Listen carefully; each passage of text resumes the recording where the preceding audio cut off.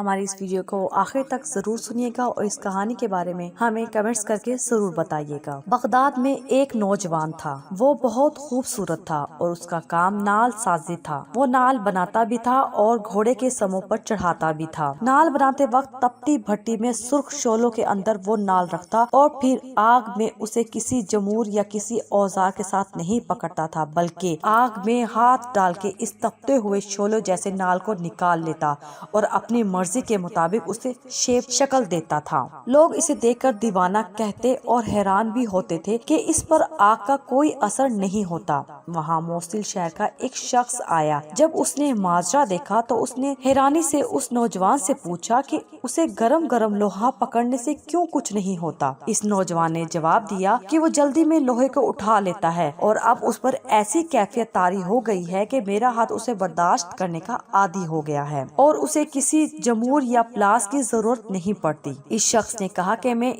اس بات کو نہیں مانتا، یہ تو کوئی اور ہی بات ہے۔ اس نے جوان سے کہا کہ مجھے اس کی حقیقت بتاؤ۔ اس نوجوان نے بتایا کہ بغداد میں ایک نہایت حسین و جمیل لڑکی تھی اور اس کے والدین عمرے کے لیے گئے اور کسی حادثے کا شکار ہو کر وہ دونوں فوت ہو گئے اور یہ لڑکی بے یار و مددگار اس شہر میں رہنے لگی۔ وہ لڑکی پردے کی پلی ہوئی گھر کے اندر رہنے والی لڑکی تھی۔ اب اس کو سمجھ نہیں آتی تھی کہ زندگی کیسے گزارے۔ آخرکار نہایت غمزدہ اور پریشانی کی حالت میں وہ باہر سڑک پر نکل آئی۔ اس نے میرے دروازے پر دستک دی اور کہا، کیا ٹھنڈا پانی مل سکتا ہے؟ میں نے کہا ہاں، اور اندر سے اس لڑکی کو ٹھنڈا پانی لا کر پلایا اور اس لڑکی نے کہا، خدا تمہارا بھلا کرے۔ میں نے اس سے پوچھا، کیا تم کچھ کھایا بھی ہے کہ نہیں؟ اس لڑکی نے کہا، نہیں، میں نے کچھ نہیں کھایا۔ میں نے اس سے اکیلے اس طرح پھرنے کی وجہ پوچھی تو اس لڑکی نے اپنے اوپر گزرا سارا واقعہ سنایا اور کہا کہ مجھے سمجھ نہیں آتی میں زندگی کیسے بسر کروں۔ میں نے اس سے کہا کہ تم شام کو یہی میرے گھر آ جانا اور میرے ساتھ کھانا کھانا، میں تمہیں تمہارے پسند کا ڈنر کھلاؤں گا۔ وہ لڑکی چلی گئی۔ اس نوجوان نے بتایا کہ میں نے اس کے لیے کباب اور بہت اچھی چیزیں تیار کی۔ وہ شام کے وقت میرے گھر آ گئی اور میں نے کھانا اس کے آگے رکھ دیا۔ جب اس لڑکی نے کھانے کے لیے ہاتھ بڑھایا تو میں نے دروازے کی چٹکنی چڑھا دی اور میری نیت بدل گئی، کیونکہ وہ انتہا درجے کا ایک آسان موقع تھا جو میری دسترس میں تھا۔ جب میں نے دروازے کی چٹکنی چڑھائی تو اس لڑکی نے پلٹ کر دیکھا اور اس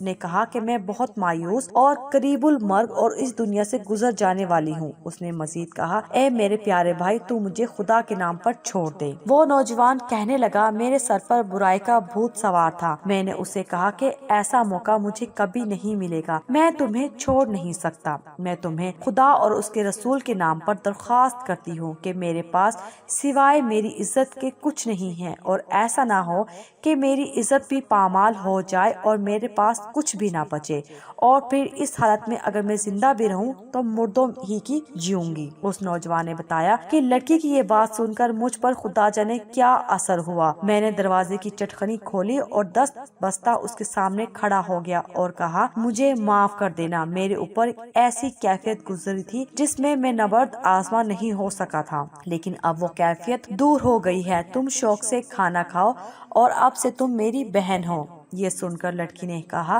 اے اللہ، میرے اس بھائی پر دوزخ کی آگ حرام کر دے۔ یہ کہہ کر وہ رونے لگی اور اونچے آواز میں روتے ہوئے کہنے لگی، اے اللہ، نہ صرف دوزخ کی آگ حرام کر دے بلکہ اس پر ہر طرح کی آگ حرام کر دے۔ نوجوان نے بتایا کہ لڑکی یہ دعا دے کر چلی گئی۔ ایک دن میرے پاس جمور نہیں تھا اور میں دھوکنی چلا کر نال گرم کر رہا تھا۔ میں نے زنبور پکڑنے کے لیے ہاتھ بڑھایا تو وہ دہتے ہوئے کوئلوں میں چلا گیا، لیکن میرے ہاتھ پر آگ کا کوئی اثر نہ ہوا۔ میں حیران ہوا اور پھر مجھے اس لڑکی کی وہ دعا یاد آئی، اور تب سے لے کر اب تک میں اس دہکتی ہوئی آگ کو آگ نہیں سمجھتا ہوں، بلکہ اس میں جو چاہے بغیر کسی ڈر کے نکال لیتا ہوں۔ ہمارے اس ویڈیو کو لائک کیجیے، دیا انفو کو ضرور سبسکرائب کیجیے۔ شکریہ۔